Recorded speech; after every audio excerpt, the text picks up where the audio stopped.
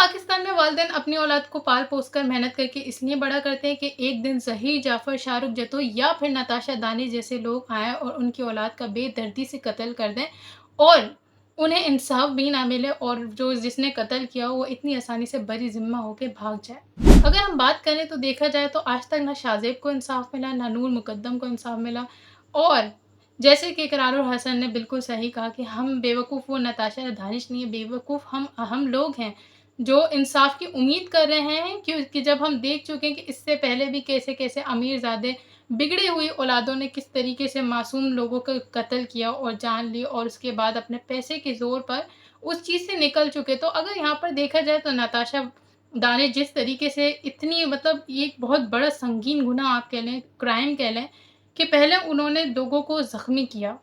उनकी गाड़ी की जो स्पीड थी सीसीटीवी में बिल्कुल दिख रही है, मौजूद है प्रूफ़ कि उन्होंने पहले तो लोगों को तब मतलब ज़ख्मी किया, डैमेज किया। उसके बाद भी मतलब एक होता है ना डैमेज के बाद इंसान गाड़ी रोक लेता है या फिर स्लो कर लेता है या कुछ भी ऐसा कर लेता है, नहीं, वो वहाँ पर भी नहीं रुकी भई। उसके बाद उनको 2 जानें भी और चाहिए थी। वो इतनी भूखी थी खून की कि भाई वो वहाँ पर भी नहीं रुके। उसके बाद बेचारे ये बाप-बेटी इमरान आरिफ़ साहब और उनकी बेटी आमना आरिफ़ इस चीज़ का शिकार हो गईं। तो देखा जाए तो इस मुल्क में अगर हम इंसाफ की उम्मीद रख रहे हैं तो हम बेवकूफ़ हैं, बेवकूफ़ नताशा दानिश नहीं है, बेवकूफ़ हम लोग हैं जैसे कि इकरारुल हसन ने कहा। क्योंकि देखा जाए तो आज तक ना ही शाहज़ेब को इंसाफ मिला, ना नूर मुकद्दम को इंसाफ मिला, तो क्या उम्मीद करते हैं आप लोग? क्या इमरान आरिफ़ और आमना आरिफ़ को इंसाफ मिलेगा?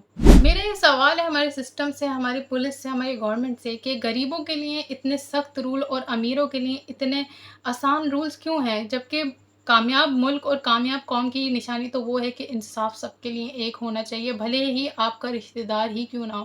पर यहाँ पर तो रिश्तेदारी से नहीं, यहाँ पर तो पैसे से चीज़ें तोली जाती हैं।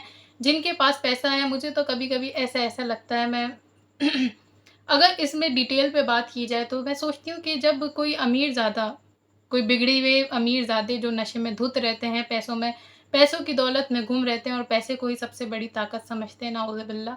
जब वो इस तरह का कोई वाक़या कर देते हैं, किसी मज़लूम की जान ले लेते हैं, तो मुझे तो ऐसा लगता है कि कुछ ऐसे लोग ज़रूर मौजूद होते हैं जो इसी इंतज़ार में होते हैं कि कब कोई अमीरज़ादा ऐसा जुर्म करे और उनकी जेबें और बैंक अकाउंट भरें इसके ज़रिए। अपनी जॉब से जो ईमानदारी उन्हें दिखानी होती है, वो अमीरों के टाइम पे नहीं दिखाते, वो गरीबों के टाइम पे दिखाते हैं। जैसे मुर्गी चोर के लिए 7 महीने की सज़ा, उसे फ़ौरन गिरफ़्तार कर लिया गया। लेकिन नताशा दानिश, ज़हीर जाफ़र, शाहरुख जतोई, इन पे तो इनका चलता नहीं है क्योंकि इस इधर ये अपनी ईमानदारी दिखाएँगे तो पैसे कैसे कमाएँगे? बात करते हैं किस तरीके से नताशा दानिश को बचाया जा रहा है इस सिचुएशन में। हालाँकि केस बिल्कुल साफ़ है, 2 लोग मर चुके हैं, इतने लोग ज़ख्मी हो चुके हैं, सीसीटीवी के ज़रिए प्रूफ़ सामने है लेकिन सज़ा नहीं सुनाई जाएगी। फिर से वही कहा जाएगा यहाँ पर पैसा बोलता है, तो फिर हम किससे इंसाफ़ की उम्मीद रखें? किस सिस्टम पे हम भरोसा करें जब इस तरह पैसों की बुनियाद पे फ़ैसले होते हैं? और यहाँ पर तो ये भी कहा जा रहा है कि ये जो लड़की है नताशा दानिश, जो कि एक बड़ी ही अच्छी खासी महँगी गाड़ी लेकर निकली हुई थी और कपड़े-वपड़े भी ठीक-ठाक ही पहने हुए थे। लेकिन हाँ, उसको फिर भी पागल का करार दिया जा रहा है, तो चलें बात करते हैं, चलो ठीक है मान लिया पागल है अगर। और वैसे तो अगर इतने खतरनाक पागल हो तो उनको जेल से बाँध के रखना चाहिए। इस बेवकूफ़ लड़की को ऐसे छोड़ना नहीं चाहिए था, पर चलें छोड़ दिया। और कहा जा रहा है कि बेवकूफ़ है, जो कि डॉक्टर्स ने भी क्लियर कर दिया नहीं है। पर मैं एक बात कर रही हूँ कि कहा जा रहा है कि ये बेवकूफ़ है, तो ठीक है मान लिया बेवकूफ़ है तो इसे सब कुछ माफ़ है सिस्टम की तरफ से।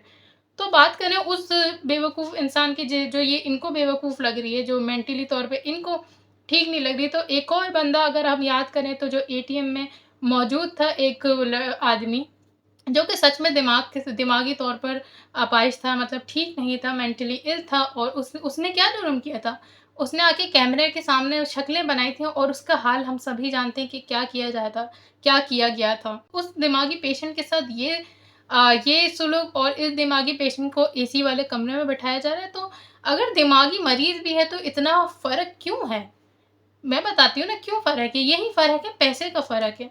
वो गरीब था बेचारा, वो दिखने में अमीर नहीं था, उसके पास प्राडो गाड़ी नहीं थी, वो 6-6 कंपनियों का मालिक नहीं था, तो इसलिए उसको मार दिया गया, बिना किसी तस्दीक के, जो बाद में पता चला कि वो दिमागी मरीज़ था। और इधर 2 लोग मर चुके हैं लेकिन इंसाफ नहीं। पैसा किस तरीके से इंसान का दुश्मन बन चुका है वो हम आज के दौर में देखते हैं। जैसे अगर देखा जाए तो पूरा सिस्टम, जैसे कि एक घर में हर इंसान एक सा नहीं हो सकता, हर फर्द एक सा नहीं हो सकता।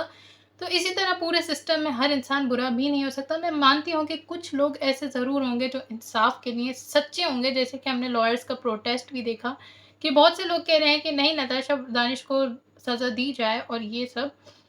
पर अगर मैं सोचती हूँ कि कुछ चंद लोग में कहते हैं ना, अगर बुराई इतनी ज़्यादा लेकिन अच्छाई इतनी हो तो फिर अच्छाई को डट के रहना पड़ता है। लेकिन इधर मसला ये है कि जो लोग इंसाफ देने वाले भी हों अगर इधर, लेकिन अगले के पास पैसा हो और उसके बलबूते पे वो अल्लाह माफ़ करे नाउज़ुबिल्लाह, वो अपने आप को पता नहीं क्या समझ के बैठा हो, तो जो इंसाफ देने वाला जज भी होता है तो उसको थ्रेट आनी शुरू हो जाती हैं। उसको उसको लाइफ़ थ्रेट्स होने लग जाती हैं। इवन कि उसको भी अगर चाहे तो वो इधर मर्डर करना या करवाना कौन-सा मुश्किल है, जैसे कि हम देख रहे हैं।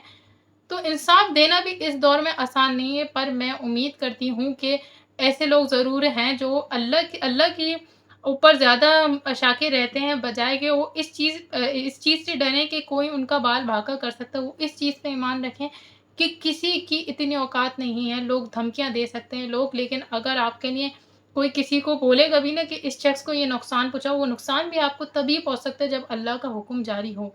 जब अल्लाह का हुक्म नहीं होगा तो आप बड़ी से बड़ी मुसीबत से भी निकल के आ जाएँगे। तो प्लीज़ मैं उन उन लोगों से रिक्वेस्ट करूँगी जो सिस्टम में अच्छे लोग मौजूद हैं और सज़ा देने पर कादिर हैं, तो मैं उनसे रिक्वेस्ट करूँगी कि प्लीज़ ऐसे लोगों को ज़रूर सज़ा दी जाए। नताशा दानिश को कड़ी से कड़ी सज़ा दी जाए, या फिर उन्हें, मैं तो कहूँगी, या ऐसे जो अगर इतने पागल हैं, तो ऐसे बेवकूफ़ों को तो उम्र कैद दे देनी चाहिए या फिर हैंग टिल डेथ कर दिया जाए। इन लोगों के लिए कोई भी गुंजाइश बाकी नहीं छोड़नी चाहिए, क्योंकि इनको छोड़ना तो मतलब एक अगले मासूम की जान लेने के लिए इंतज़ार में बैठने वाली ही एक चीज़ होगी। ऐसे लोग दुनिया के लिए डेंजरस हैं। इन लोगों को, ऐसे पागलों को खुला मत छोड़ें, ऐसे पागलों को कड़ी से कड़ी सज़ा दें।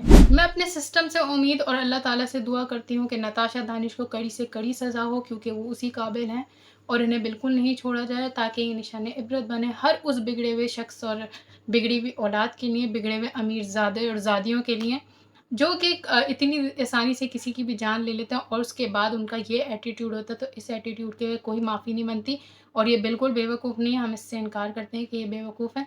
अगर आप लोग मेरी वीडियो से एग्री करते हैं तो प्लीज़ अपनी राय कमेंट्स में ज़रूर शेयर करें और उस मज़लूम बेटी के लिए अपनी आवाज़ ज़रूर उठाएँ। फिर मिलते हैं अगली वीडियो में। अल्लाह हाफ़िज़।